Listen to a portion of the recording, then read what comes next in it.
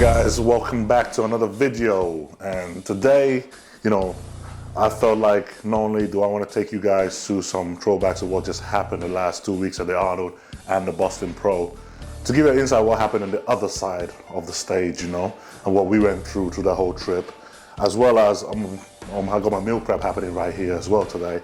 So again, I'm meal ready for the 2 weeks, for rebound this next 2-3 weeks. So, and chickens for dogs, obviously. But so I'll give you guys insight and give you guys, a story about, how we did going into the Arnold for our first Arnold Classic, and then flying back to the UK and then flying back to the US to do the Boston Pro a week later. And it's just kind of gives you an insight of everything else. We got some footages we filmed throughout the whole process. So I'm just going to throw it into this video and give you guys an inside story to what's happening. So yeah, this is it, man. Let's do it.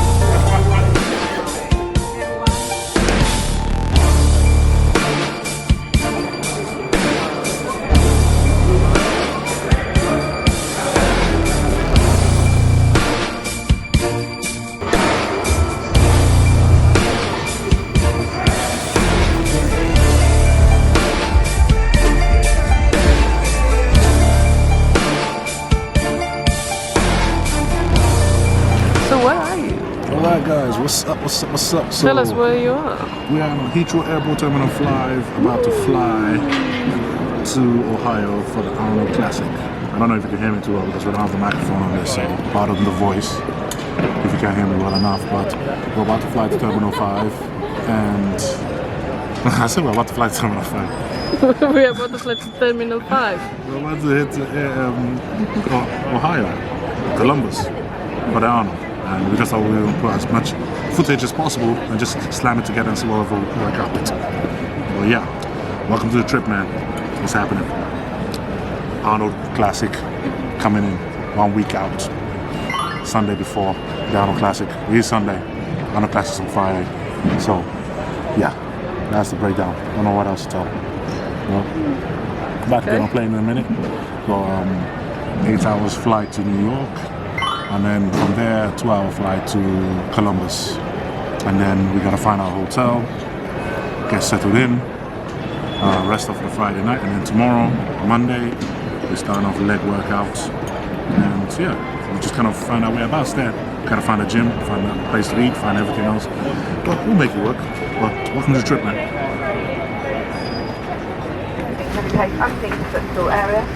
Once your handbag is safely stowed, please keep the aisle clear of all of our remaining customers to join us on board. This is us, man, for the next 8 hours. And tune in to our high level entertainment, which is now available to enjoy. Thank you. All right, guys, so it's been officially, 2 weeks after the Arnold, 1 week after Boston Pro. We landed back in London last week, and basically since then, the week I've had is basically just to rest and relax and recover. We haven't trained, haven't been on a diet, just kind of, we give ourselves a break and like we were supposed to do, But, I just want to give you guys like insight what happened in the Arnold, when we flew out there to my first Arnold. Honestly, it was the best experience ever. Never did an Arnold before. It was the first time, I've heard loads of great things about how the Arnold is and how much of an impact it does have in the bodybuilding world and everything else. But being there in person and seeing all these pros and all these guys that are so top in the sport in that environment, it really was impactful, So when we landed at Arnold, we landed a week before the Arnold Classic, and honestly, the first 2 days, man, it was dead, man. Ohio didn't have a lot to offer. I mean, no offense, man, but Ohio did not have a lot going on, man. The first 2 days we were there, we were sort of like hanging around the hotel room. We did our meal shopping at a time, and then we just head back to the hotel. And yeah, and that was it. First 2 days we were kind of thinking, oh, what is this all it was about?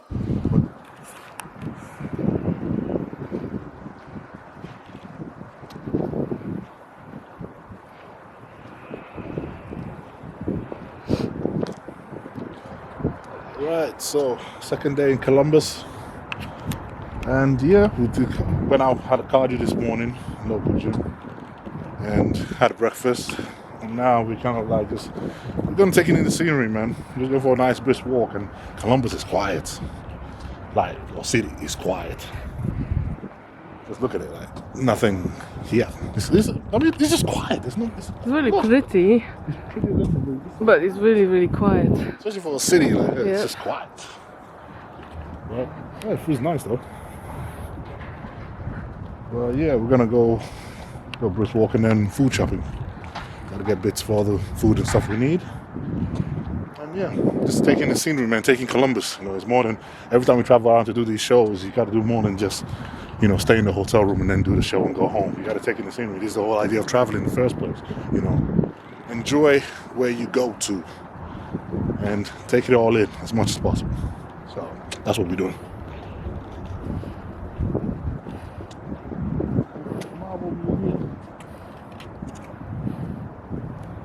But then came to the Wednesday, and you know, I met Milos for the first time.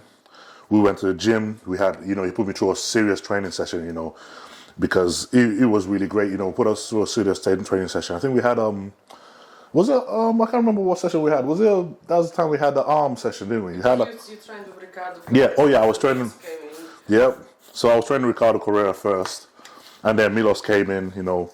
And he basically took over and then put us through the arm session just a few days before the show. We saw him, you know, the Wednesday. He had a look at what we were. He had a look at our physique and where we were standing at. Then we went to the gym, put us through a training session.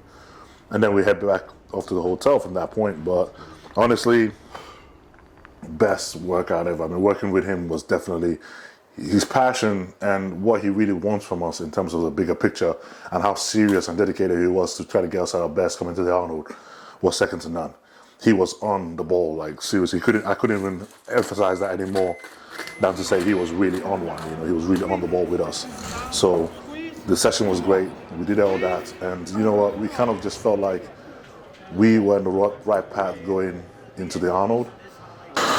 So when we then moved the hotel to the HOSSTILE where they were hosting the Arnold Show, you know, that was definitely a special event for us. And, you know, it was like, wow, we really, you know, they really treated us like superstars coming to that hotel, man. They really made it show that Arnold was about us, the athletes were competing. And, you know, the whole vibe was in the air. You know, you're walking in the lobby in the hotel, and you were bumping into Jay Cutler, Chris Cormier, you know, all the top guys were just all in the scene and they were all on deck to say hello. And they were all really nice as well, you know. So it really kind of gave that atmosphere of, you know what, this is why you train, this is what you've been training for, is what you wanted to do. So from there, you know, we sort of knew that, because Wednesday was basically my last low carb day. And for the Arnold, it was the first time where we had a 2-day show with the pre-judging happening on Friday. So we had my last low carb day, you know, when Monday, Tuesday, Wednesday. Last low carb day was Wednesday. Thursday, we started putting up the food and tried to like really forcing the calories in there to try to blow me out, ready for the show the next day. And to blow you out, to keep you full, not to make me full, but it was a lot of food, man. Look, we went from eating just enough that you felt like, oh my God, I'm gonna die. It was starving, to here's a lot of food, now stuff it. And it was like so much food going into you in that 24 hours, 48 hours period. That was a lot of food. You know, it was a lot of food, man. It took a lot of getting used to after not having a lot of food for so long.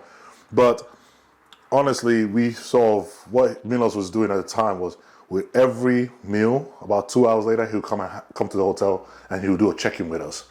He would check how we're looking. Okay, are we full enough? Okay, no, eat some more.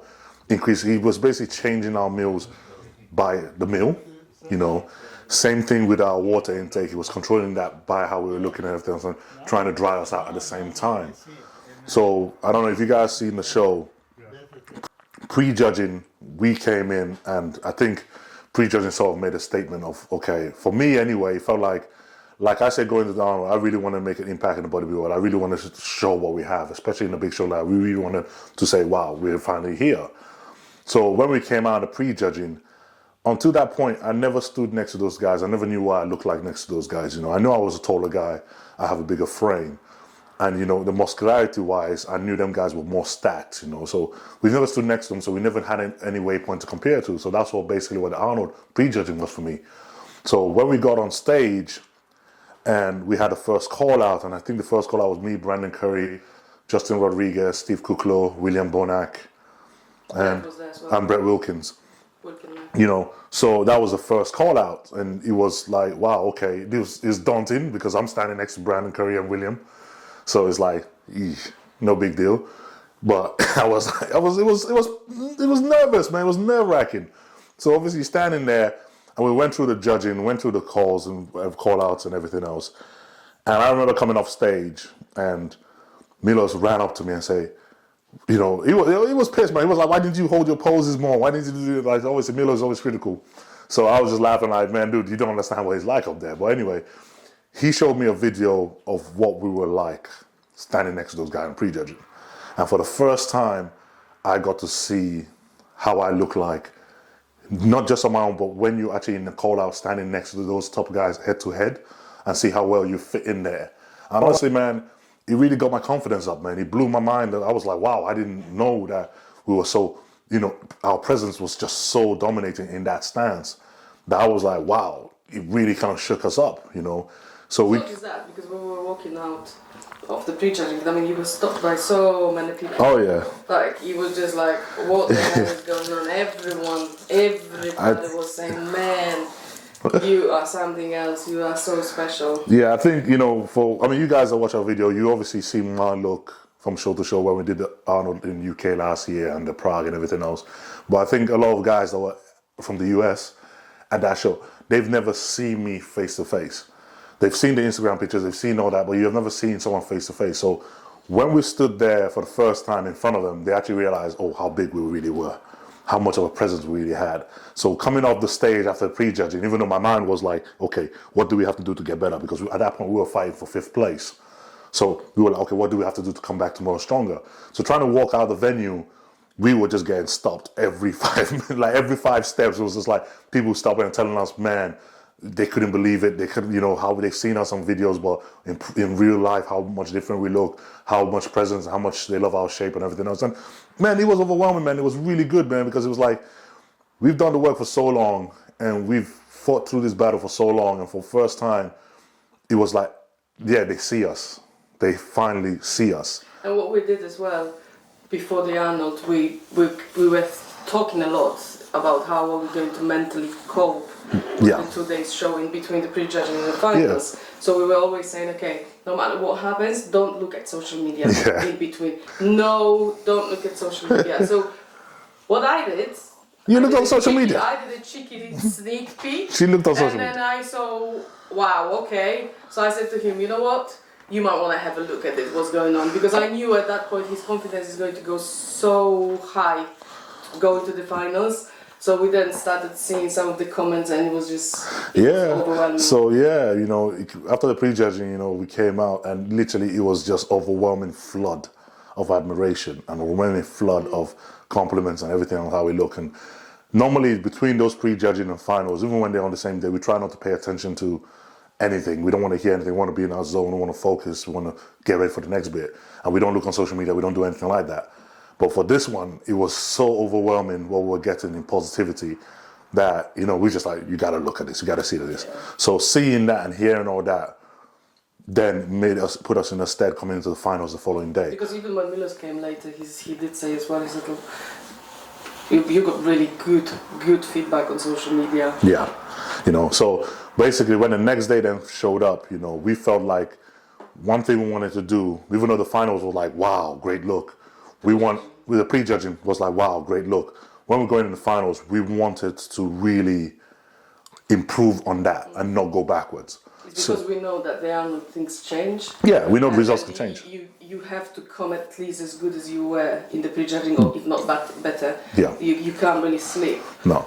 So when we woke up the next morning, obviously we were drying out through the whole Saturday, the whole prejudging. Then Milos basically limited my water to just 1 liter through the night to the following day. So I had basically a liter of water through that whole point, even though I was thirsty as hell and hungry. But he just made sure we kept eating, so we didn't, no matter how much we were sucking the water out, we didn't flatten off. So we stayed full. So the minute we woke up on Saturday morning, the day of the finals, he was right there at the door. Okay, let's have a look at you this morning. We were dry, but we weren't as full as we wanted to be because obviously overnight fasting and everything else. So breakfast came in, you know, all the rice meals and potatoes, sweet potatoes meals and everything else came in, and we were piling food in. Now, what tends to happen is when your body has been that depleted for so long, for so many hours, it tends to want to retain water whether you like it or not. It got to the point where it's now in the panic mode and he wants to hold on to water. So we really had to kind of manipulate that as we went on. And then I had my own, I think, was that one I had my breakdown, was at Boston? You had a bit of a breakdown in the Arnold, I think. as well, The Arnold, I think. in the afternoon, because Yeah. me and Milos kept saying to you, okay, we need to get you a bit dry, we need to make sure you do drier and drier.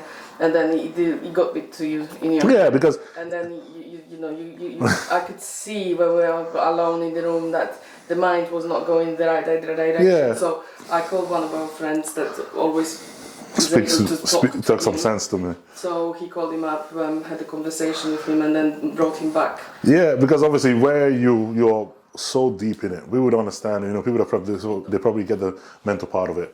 When you're so deep in it, and you're just kind of that caught up in that moment and that sign of everything, you know, your thought in your head is always going to be a bad one. It's always going to be negative. You're never really that, you know, keen and happy about everything. So for me, it felt like, honestly, they kept on telling me is, oh, you got to be dry, you got to be dry, you got to be dry. And then I started taking it in a negative way. I kept thinking, look, I'm doing all the work. I'm pushing, you know, as hard as I could. And I'm thirsty, I'm dehydrated, but I'm still pushing down meals after meals, trying to stay full. At the same time, they keep saying, you got to be dry, you got to be dry, you got to be dry. So, it started feeling a bit like, come on now, what the hell do you want more from me? So basically, we didn't understand that the reason why we were doing it because we wanted him to. Yeah, I know you guys wanted the best for me, but at the same time, you know, it's like when someone keeps telling you that it's not good enough and you're giving all you got, there's only so far before your mind just thinks, fuck this, I don't care anymore. So it was a little bit, a bit of a panic like that. But coming into the finals, and yes, as we came into the finals, basically, we were on, we were on the money. By the time, we were leaving the hotel room to walk to the venue for the actual finals, it was like, we looked at the physique and go, wow, this is what we're talking about. This is what we really planned on, Milos even had a chance to change a few of my poses. Samson, oh my God, that's one of the best poses. Wow. Eh? Deepness. No, listen. Now again you get me, goddamn it, I didn't get the... To make sure I hit it just right, and that really helped as well. And, we came into the finals and everybody could see that we've drastically improved from the prejudging. We were dry, we were harder, we retained our fullness, and it was a great feeling. You went up there and then all of a sudden we jumped from fighting for 5th place to fighting for 3rd place, which was like, whoa, a place up and everything else. And it felt awesome. I mean, I came back into the finals with a lot more confidence, a lot more drive. Especially after the first day, it felt that stage blues is now gone. Now I'm ready to really exploit that. I'm ready to really battle. It felt like, okay, you've seen what you look like with these guys. You can battle them. They're not overwhelmingly surpassing you. You can definitely battle them. So coming to the finals, that was the mindset of the finals, man. It was like, okay, let's battle, So I had my routine, obviously, we planned weeks and weeks on end. 3 of my favorite legendary bodybuilders, Flex Wheeler, Sean Ray, and Kevin Levrone, absolute legend on the Arnold stage themselves. I basically spliced their favorite routines together to make my routine of there to homage to them. And we basically pulled that off on the stage. And right from that minute, the crowd was just live. It set the atmosphere for the rest of the show. So we went through the final call-outs, and yes, it was a 3-man call-out from my side. It was a 3-man call-out with Justin on one side and Steve on one side, and we basically went through the call-outs and everything else, and came backstage after the final call-out was done. Already we were in the premise of, okay, this is what we've done in our job. We did what we were meant to do. Went back and had the results, and obviously we landed in 4th place. And worth mentioning that in the finals pointing system, you were actually there. Oh yeah. So the prejudging, you were 5th. So we jumped up 2 placings from the finals to actual from the prejudging to the finals. Prejudging we were fighting for 5th place, or we were actually 5th place. In the finals, we were third place, so he landed us bang on in fourth. So honestly, I was over the moon. I mean, we couldn't ask for more. For your first Arnold Classic, to be able to do that in that stack lineup was basically is a confirmation of what we were hoping for. You know, we've worked endlessly, year on year, month on month, week on week, to try to get our physique as good as we can possibly make it. We pulled all stops just to make sure we can hit that. And then to finally get that confirmation on stage that, yes, you're on the right track. We do see this. We can value what you're bringing. It was a big, not just a relief, but it was a big confirmation to us. It was a big notch on our cap. And I felt absolutely amazing. I felt over the moon for it, you know. I felt like, wow, we finally arrived, you know. So it felt really good.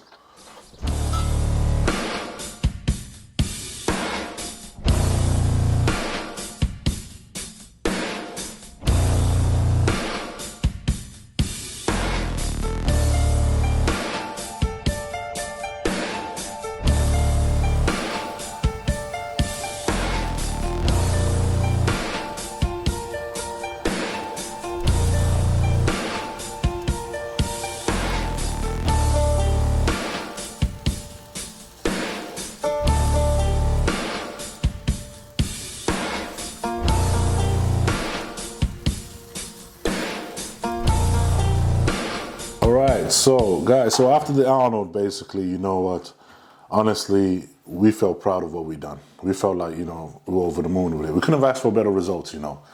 And, you know, what more could we did exactly what we set out to do, you know. Show the bodybuilding world that we're here, show them what we are capable of, show them the potential of what we could be in the future.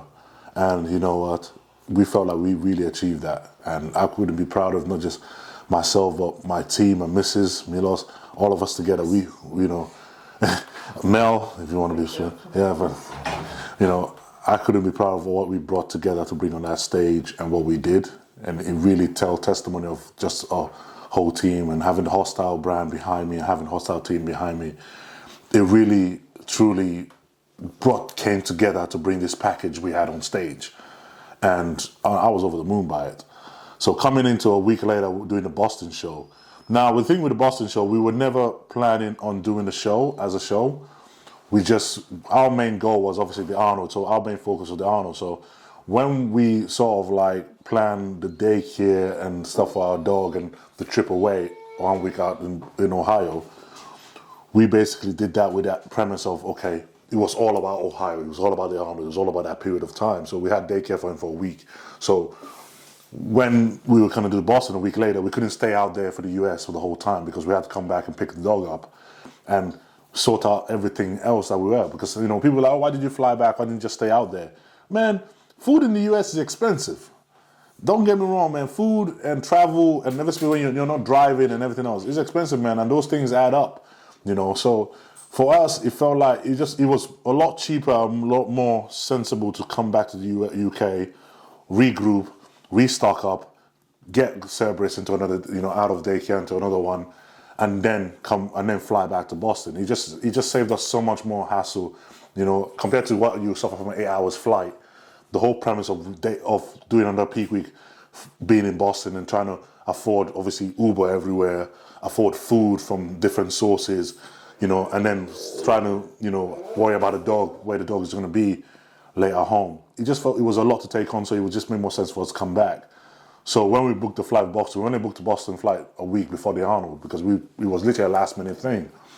So we flew back right after the Arnold, we flew back the Monday, you know, landed here on Tuesday morning in the UK, and then, you know, started restocking up on everything that we can. You know, see, by Wednesday, you know, Mel's mom came from Poland to look after the dog for the following weekend when we were going to be away. So coming to that week, we then flew back. You know, the Ardleys meeting and for the Boston show was on a Friday. So first thing Thursday night, we flew out. I think it was first thing morning, but because the time difference. Oh, the time difference and stuff. We landed on Friday. Yeah, we landed. Afternoon. Basically, we flew on Friday morning and we landed on Friday afternoon because of the time difference and stuff like that. And it was my birthday. It was March 11th, and I did all that flight and Adley's meeting and everything else on my birthday. So happy birthday. Happy birthday to me. I'm now officially 36, And yes, I haven't really done stuff for my birthday yet, but a video about that is coming out soon. You know what we're gonna do to obviously celebrate this achievement and celebrate my birthday and an amazing start to 2022. But we're gonna do a video separately for that later. You might want to pay attention to that one. I get what I wanted for a long time, put it that way. But basically, so we flew into Boston Friday afternoon. All right, welcome to Boston. And what a view do we have? Seriously. Wow. This is sweet. Look at the helicopter over there, just like right there. Sweet. As soon as we landed, you know, it was always this case of, okay, how do you retain water on flights? Do you become, you know, how does it affect you and everything else? And I've always said to people before that I don't really suffer water retention on flights, mainly because of, I think just mainly genetics, my diet, the way we always plan things around it. You know, I always have my meals with me for the whole day. We take the water balance pills that you can buy from any grocery store. We drink that all through the flight. We keep drinking through the whole way. So when we landed first thing on Friday for the Boston, we got to the hotel, which was a Hilton hotel. You know, Milos came straight to the room. He had a look at us and he was surprised. He was like, Yeah, curtain.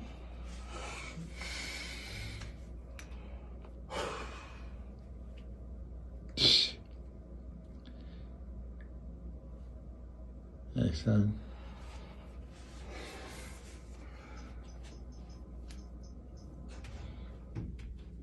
Yeah, even with the bad light now, the hamstrings pops.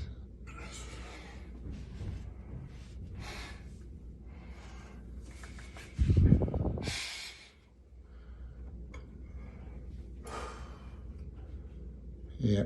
So from that point on, it was basically a case of now we try to dry out for the show the next morning. So that was just a premise, you know, we were posing every few hours. We were, you know, stacking the carbs in and everything else for the Boston show.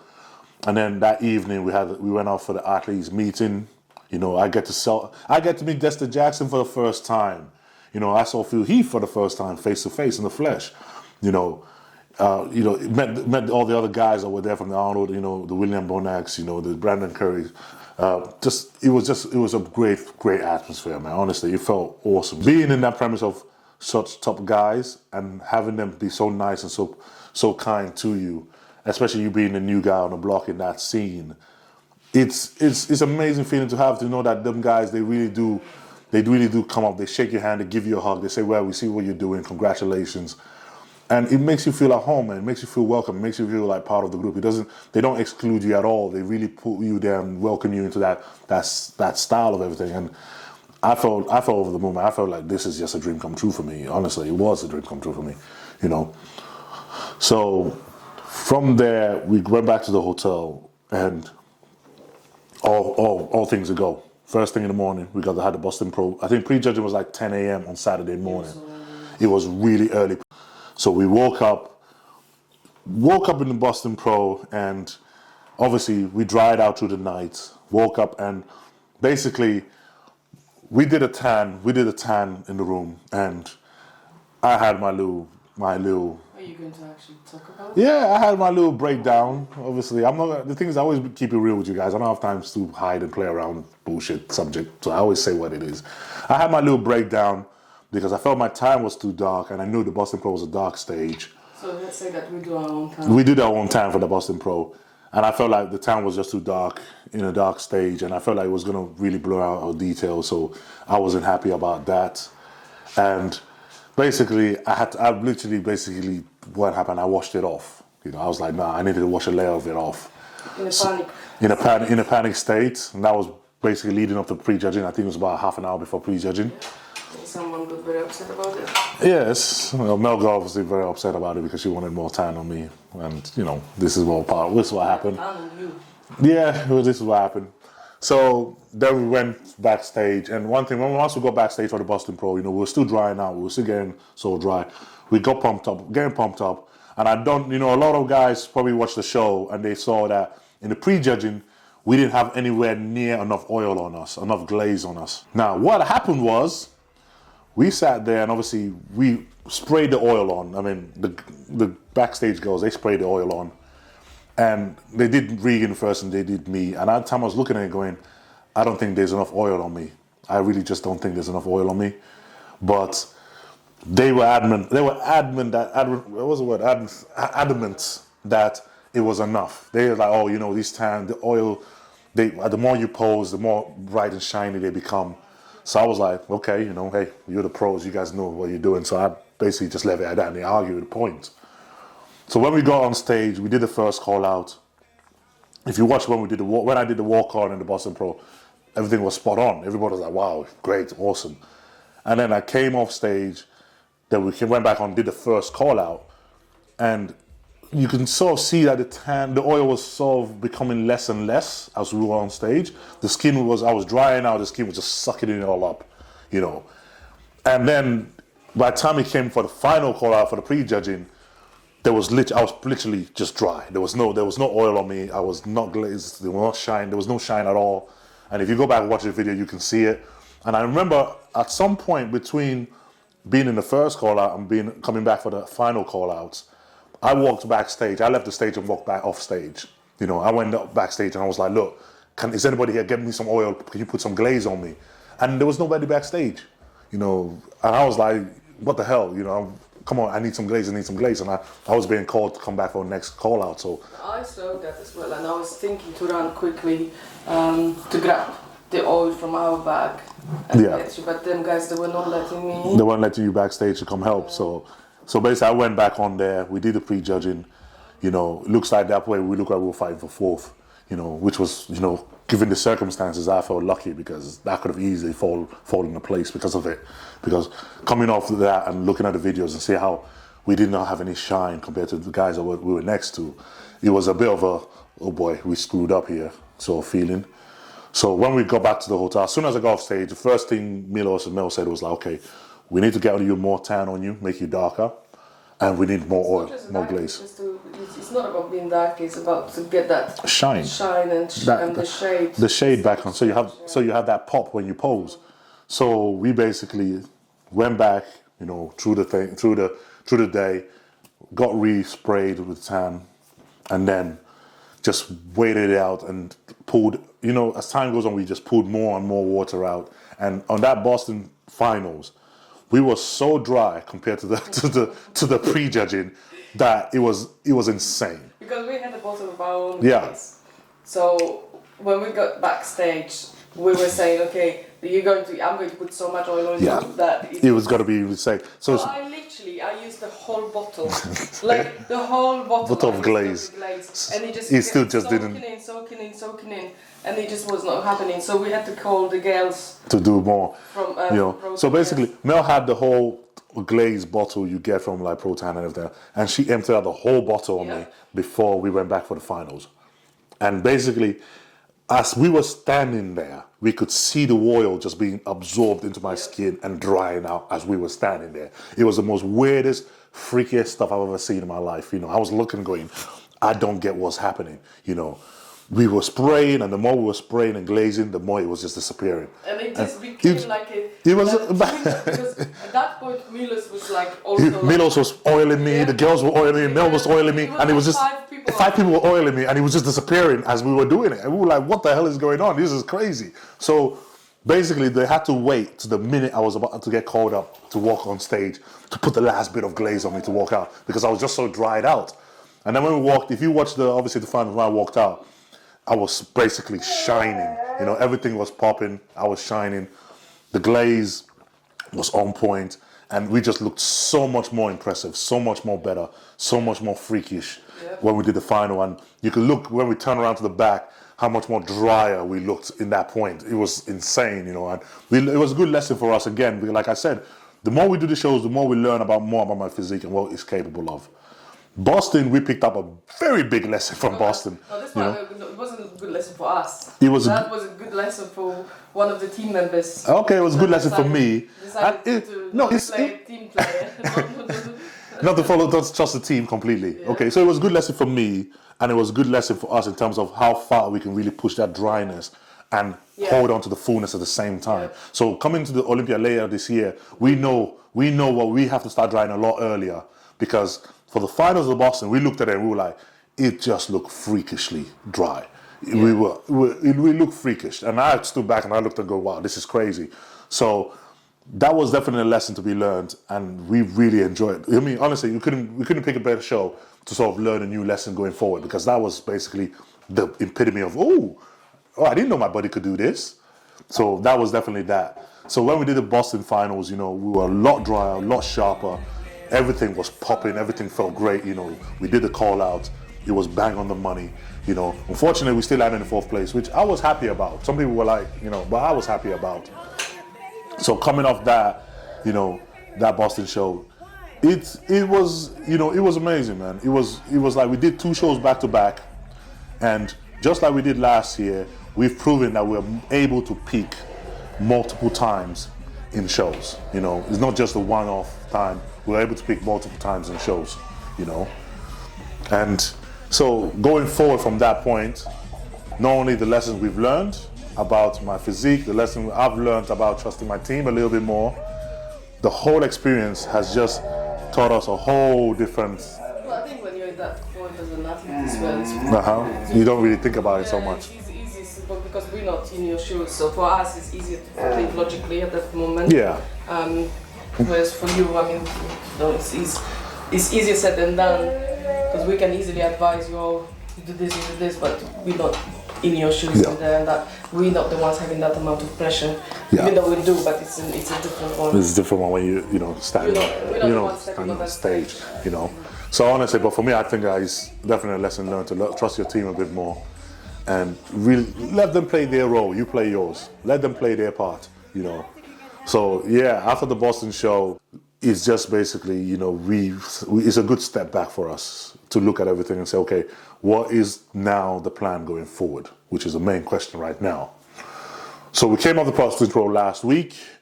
I've had a week to just like let the body relax, you know, eat crap, you know, don't just rest, enjoy it, enjoy the break, stayed out of the gym, everything else.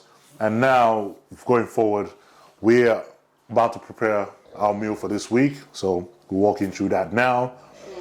And moving forward is basically, first we have the next 4 weeks. Milos always wants me to throw a rebound, because that's all we did between last year and the Arnold. All we did was a rebound and then a prep. And we managed to put 10 pounds on my physique. So once again, we're going to go through the rebound starting this week for the next 4 weeks. And then we're going to have a long break. And then we're going to start the off season to really pack on that mass going for later on in the year. So that's the plan right now. So officially today, my rebound post-show happens. It's going to be starting. How long is it going to last? It's going to last for 4 weeks, 3 or 4 weeks, depending on how the body is responding. And then we're going to just move from that point on. So now, after last week of just eating freely and not training, it's like, get it out of your system. Now I'm ready to go back to the gym today and ease things in. I'm ready to start eating back on a schedule, back on structure, and and follow that rebound period on. So yes, this is the plan going forward in the future. And we're gonna go put the steaks on the barbecue. Yeah. Drop.